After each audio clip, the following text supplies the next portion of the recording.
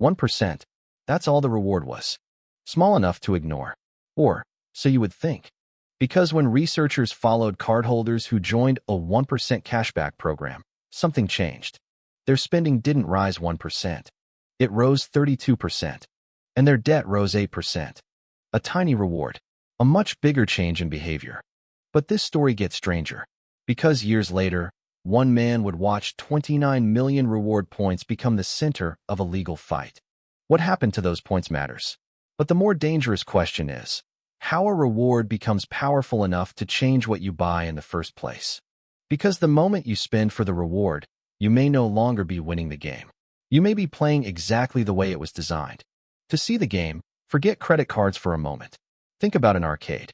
You put something in, a machine flashes, a number goes up, and suddenly, leaving feels unfinished. Now replace the tokens with purchases, and replace the tickets with points. The basic deal sounds almost impossible to dislike. Spend money you were already going to spend, and get something back. Cashback returns part of a purchase. Points create a balance. Miles attach spending to a future trip. And, used carefully, this can be a real benefit. That is important, because the reward itself is not fake. If the purchase was already planned, the reward did not create it, and the balance is handled responsibly, value can remain value. But researchers found something that makes this simple equation uncomfortable. The reward can change the spending that creates it. The 2026 study didn't rely on people guessing how much they spent. Researchers used account-level administrative data from a large U.S. financial institution. And even after checking whether people had simply moved spending from other cards, the pattern remained. More spending, more debt, and for some consumers, a stronger response than others. So, why can 1% create a change this large? Not because 1% is valuable enough to transform your finances. Because it changes the meaning of the purchase. Without a reward, spending $100 feels like losing $100. Add cashback, and the same purchase can feel productive. You did not just buy something. You earned points. You built miles. You made progress. And progress creates a dangerous question. If I'm already this close, why stop now? Imagine you are 900 points into a 1,000-point reward. A purchase you ignored yesterday suddenly looks different today. The headphones haven't changed. The price hasn't changed. What changed, however, is the story attached to buying them. Yesterday, buying them meant spending money. Today, buying them feels like finishing something. That's where the reward stops being a bonus after the purchase and starts becoming a reason for the purchase. The cashback study found something consistent with that concern. After joining, consumers didn't only spend more money, they made purchases more often. More moments at the checkout. More chances to justify a purchase. More opportunities for one tiny reward to whisper, you are getting something back. But frequency is only part of the story, because rewards can become more powerful as you get closer to them. Researchers have a name for this pattern, the goal gradient effect. In one real cafe reward program, customers bought coffee more frequently as they moved closer to earning the free one. The coffee didn't improve near the finish line. The free cup simply felt closer. And another experiment made the effect even stranger. Some customers were given a 10-stamp journey. Others appeared to start with progress already made. Both groups still needed 10 purchases. However, the people who felt they had already started reached the reward faster. Think about what that means. Sometimes, feeling ahead can make you work harder for a reward you did not need before. Now put that psychology inside a credit card app. 3,000 points. 4,000.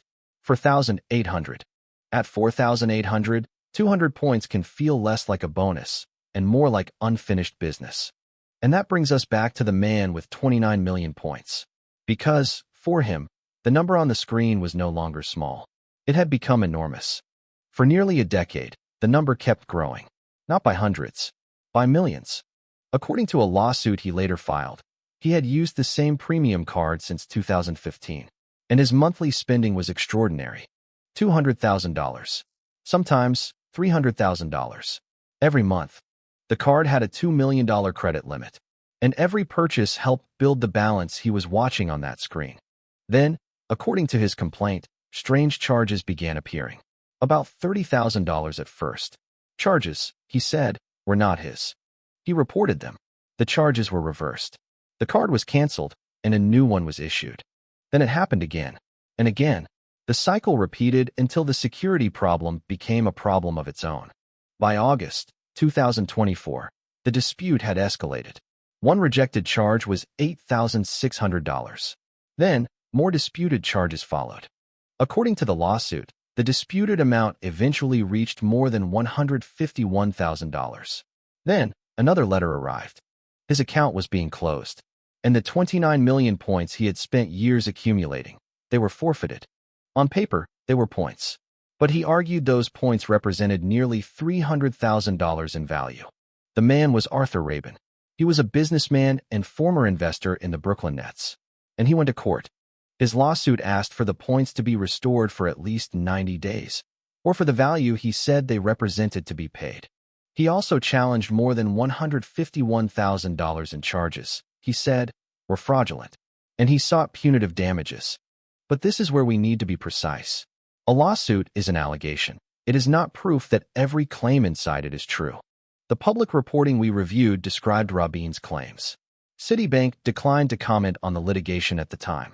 So, this story does not prove the bank acted unlawfully. But the case exposes a question much bigger than one lawsuit. When you see millions of points on a screen, what do you believe you own?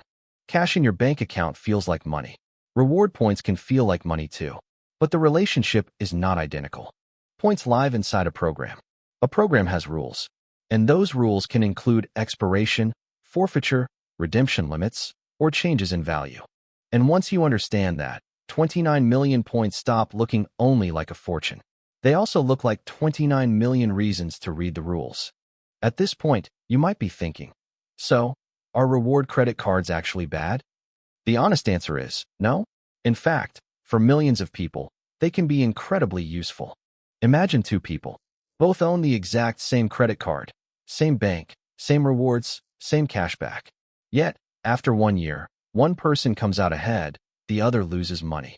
This person was already going to buy groceries, pay utility bills, and fuel the car. Nothing extra, nothing impulsive.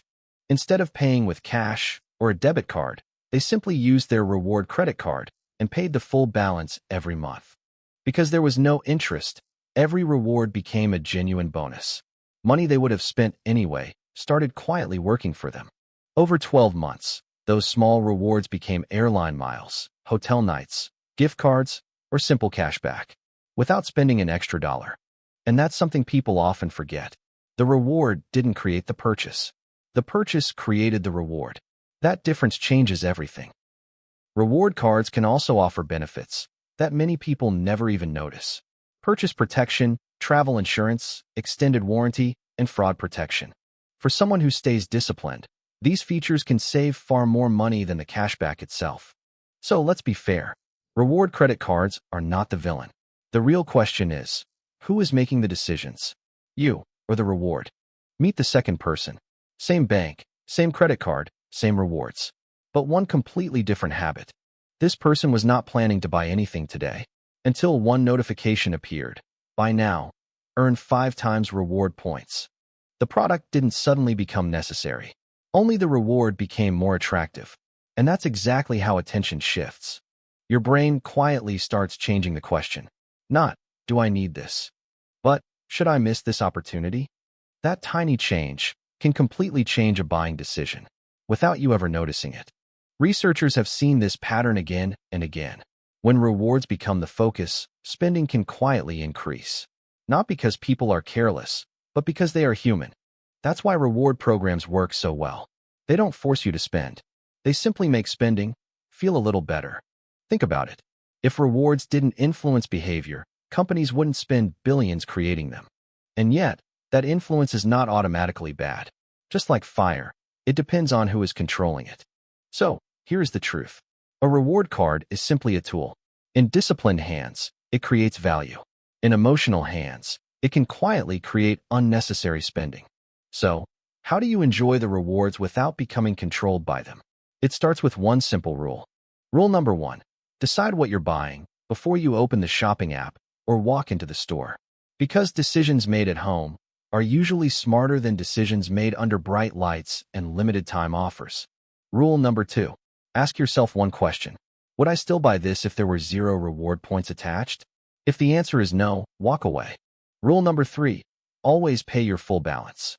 Every single month, because even 1 month of interest can erase months of cashback.